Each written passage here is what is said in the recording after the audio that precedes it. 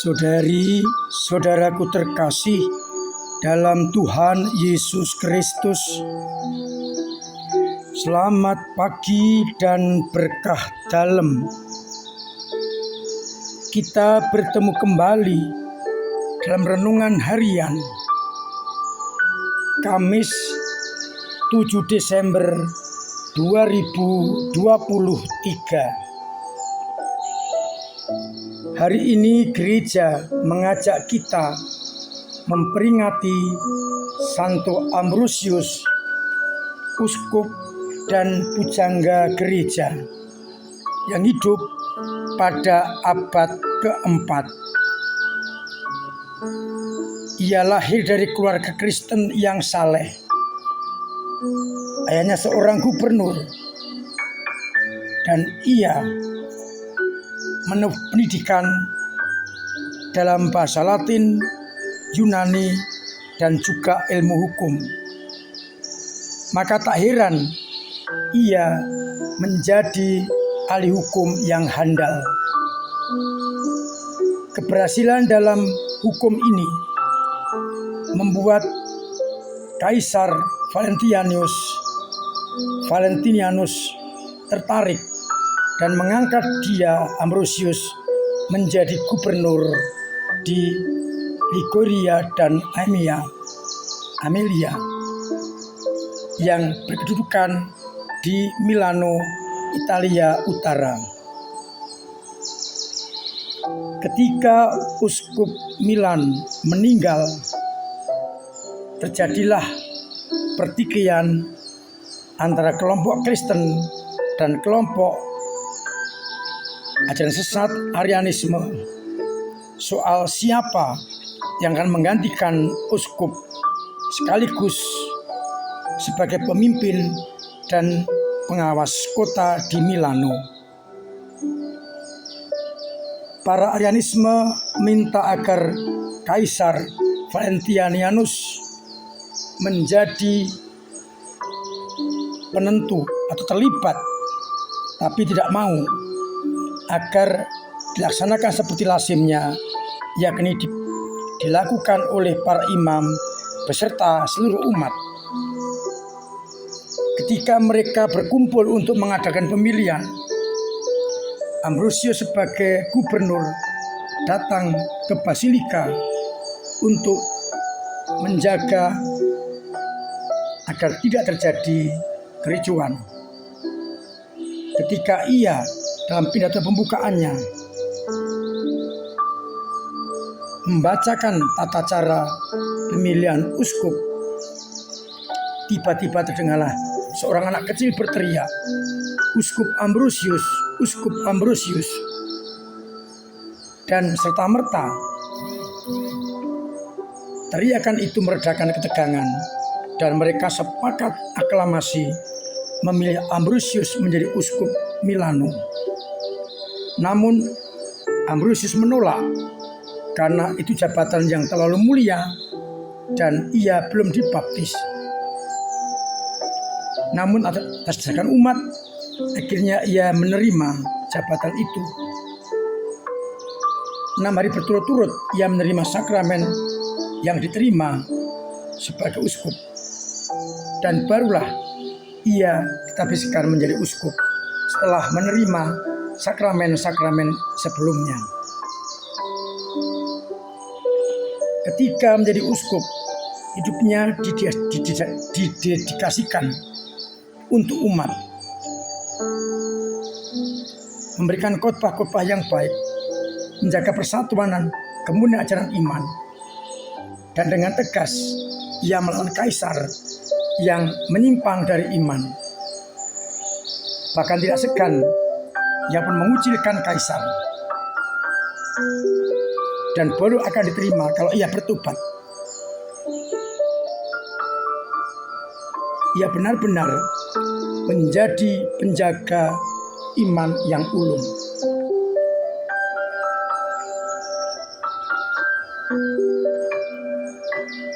Kalau tidak sesuai dengan iman, maka semuanya akan diadili secara adil, termasuk keluarga kerajaan. ia didukung umat dalam mengembangkan iman. Ia berhasil membendung pengaruh buruk dari ajaran sesat Arianisme. Dan ia mengembalikan gereja ke jalan yang benar. Kita bersyukur dan mohon agar semangat yang sama menjadi semangat kita dalam mempertahankan dan memperjuangkan iman akan Yesus Kristus. Saudara-saudaraku terkasih, bacaan yang akan jadi bahan permenungan kita diambil dari kitab Nabi Yesaya bab 26 ayat 1 sampai 6. Digambarkan bagaimana bangsa yang besar dan benar dan setia kepada Allah akan masuk ke dalam kota yang kudus. Sedangkan pada bacaan Injil, Yesus mengajarkan kepada kita siapa yang boleh masuk dalam kerajaannya. Bukan orang yang berseru-seru Tuhan, Tuhan, melainkan dia yang tekun melaksanakan kehendak Bapa. Dan digambarkan bagaimana orang yang tidak hanya berseru-seru tapi melaksanakan kehendak Allah. Dengan orang yang membangun rumah, orang bijaksana membangun di atas batu sehingga kokoh. Orang yang hanya menyebut nama Tuhan, Tuhan, tapi tidak melakukan, ibaratnya orang yang membangun rumahnya di atas pasir. Ketika angin taufan, hujan dan banjir melanda, maka rusaklah rumah itu. Saudara-saudaraku terkasih, seringkali Tuhan mengajarkan kepada kita apa yang perlu, apa yang penting dalam hidup ini. Pernah dikatakan oleh Yesus, yang kukehendaki adalah belas kasihan dan bukan persembahan. Iman kita tidak hanya kita ungkapkan di dalam hidup rohani, ekaristi, doa-doa, jalan salib, renungan, meditasi, dan sebagainya. Tapi harus kita wujud nyatakan di dalam hidup yang konkret. Maka orang-orang yang mengaku diri sebagai anak-anak Allah, murid Yesus, hendaknya berani mengakuinya dengan iman dan wujud nyatakan di tengah masyarakat. Apa yang kita imani, itulah yang kita lakukan. Banyak orang bisa menyebut Tuhan, Tuhan, tapi tindakannya tidak mencerminkan kualitas sebagai anak-anak Allah, murid-murid Yesus. Kalau kita hanya seperti itu, ibaratnya kita membangun rumah di atas pondasi pasir yang lemah, mudah runtuh, dan akhirnya lenyap. Kalau kita ingin diizinkan oleh Tuhan masuk di dalam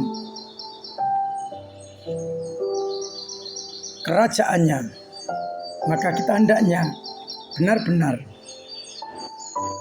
mendengarkan sabda Tuhan, merenungkan dan melaksanakannya. Tidak hanya berhenti mendengar, tapi mendengar dan melaksanakannya. Yesus memberi contoh kepada kita bagaimana ia mewujud nyatakan sabda Allah, kehendak Allah Bapanya dengan tindakan yang konkret. Mari kita bangun hidup kita di atas wadas yang kokoh, yakni Yesus Kristus, agar rumah kita tidak goyah menghadapi tantangan dan kesulitan. Semoga kita bertindak berdasarkan sabda dan kehendak Allah yang kita dengarkan, sehingga akhirnya kita menjadi anak-anak Allah yang dibangun, ditempatkan di atas wadas yang kokoh, yakni sabda-sabda Allah. Tuhan memberkati kita sekalian. Amin. Marilah berdoa. Bapa yang penuh kasih, kami bersyukur Kau ingatkan agar kami membangun rumah kami, hidup kami di atas wadas yang kokoh. Ketika banjir melanda, angin taufan melanda, tetap kokoh berdiri. Semoga dengan hidup berdasarkan sabda-Mu, kami tidak takut menghadapi tantangan yang ada. Tetap kokoh setia dalam iman, sehingga kami semakin pantas disebut sebagai anak-anak-Mu. Kuatkanlah iman kami yang lemah. Buatlah kami semakin berani untuk mewujud nyatakan iman kami di tengah masyarakat. Semoga iman kami yang mandek Engkau dorong, yang ambruk Engkau bangkitkan, agar mereka semakin mengandalkan Engkau di atas segala-galanya. Semoga akhirnya apa yang kami katakan, itulah yang kami hidupi dan kami laksanakan.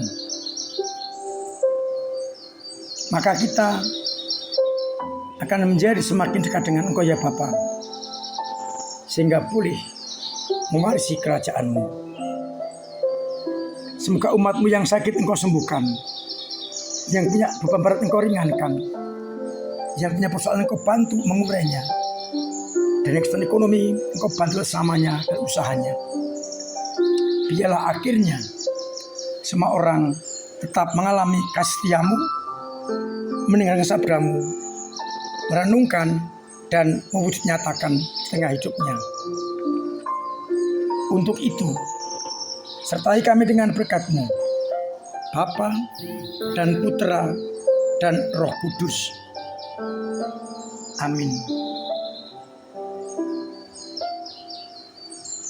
Saudara-saudaraku terkasih, tetap saya ingatkan, saya anjurkan, bahkan setengah saya paksakan untuk melakukan pola hidup sehat dengan mematuhi protokol kesehatan agar kita tetap sehat.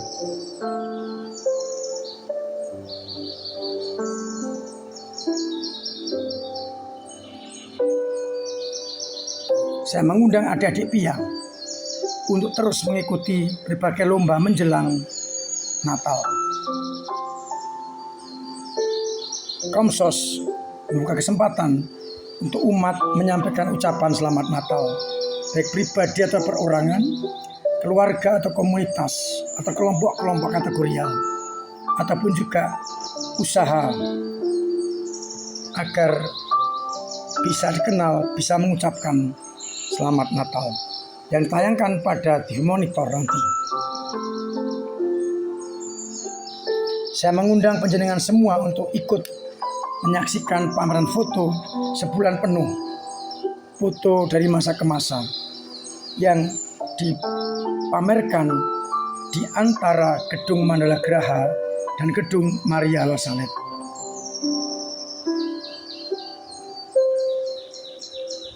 Kita manfaatkan kesempatan untuk sakramen tobat tanggal 18, 19, dan 20. Dan juga